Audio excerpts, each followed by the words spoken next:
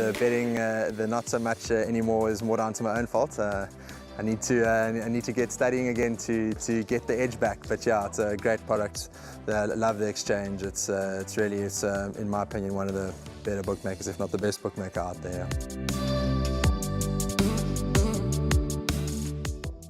Well, we're on to the sixth race now, and it's over 1,000 meters. It is a Pinnacle Stakes, and 5 furlongs a trip, and there's quality in this race. Well, usually these plated races, we go to the best weighted column, but it's very tight. Pray for Rain on the top at a 104, Coin Spinner, number 7 at 103, and then Joint 5, 6, and 3, all at 101s.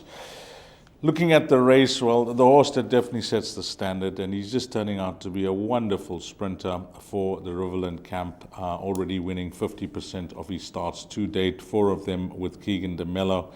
The way he got the job done at Hollywoodbets Scottsville over 1,200 last time out, I think that was an excellent win, considering it was a small field, but there was quality in that field as well. He's yet to win over shorter. He seems best over 1,200 meters, but he hasn't run badly over 1,000 meters. 2 starts for a second and a third.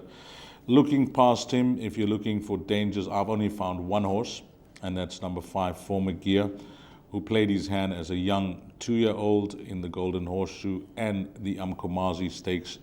Good runs. And then the unknown in the race, debuting in the province, is Irfan's Boy, now with Lorenzo Karim. I know this horse, Ryle, because Dylan used to have a share in him, and he used to be a horse that they thought that will win his fair share. He doesn't bring the worst of form from Gauteng. In fact, he's on a good form line last time out, where he was a winner over 1,000 meters. Tough ass at the weights. But with a horse like this, the only thing is the surface, because he's very quick. He's a quick horse, but there's some quick horses in the race. He's a horse that I'll just keep an eye on for future. But for me, 7 and 5, I think will be good enough for the Pick 6. I'm not looking at anything else. I like Coin Spinner D's. I mean, he took his place in a Group 2 in the penultimate start, the Post Merchants, when beaten behind Valdorcia. He was far from disgrace, beaten 2 lengths. And then last time out, he got the job done. Third in the race was Captain Fontaine, who is a highly regarded sort from the Gartpuller yard. And he's gone up 3 points after that last win. 60 kg is not a concern for me. I think he's a lot better than this field. Forthcoming, often with bleeders, their first run after rest is when you have to catch them right. But he's a horse that I think he could just need the out in. I think that Peter Muscat will have bigger races in mind for this 3-year-old son of Karari. William Longsword, you interviewed Sada Naidu just the other day, and he mentioned that he's looking forward to seeing their gem running in the form of Coin Spinner soon.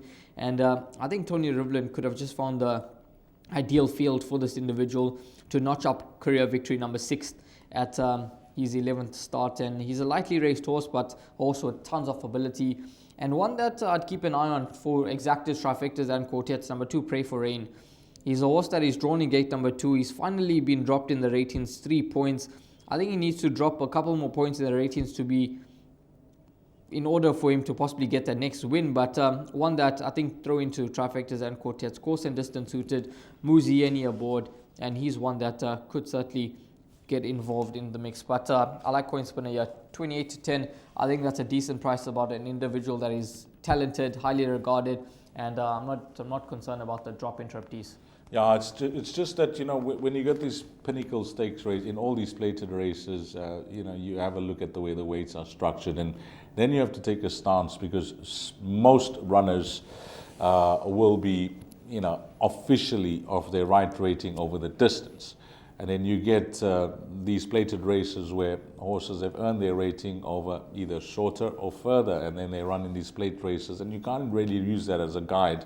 A case in point is Coin Spinner, because he's earned his rating over 1,200, that we know. But we're just hoping that over 5 furlongs against this type of field that he can get away with it with a jockey that knows him well. I agree, Coin Spinner, the horse to beat. Forthcoming for me, the only danger. Right, this says, watch out for number 2, Pray for Rain. And number 4, Irfan's Boy for trifectas and quartets. Exciting race, small field, race number 6.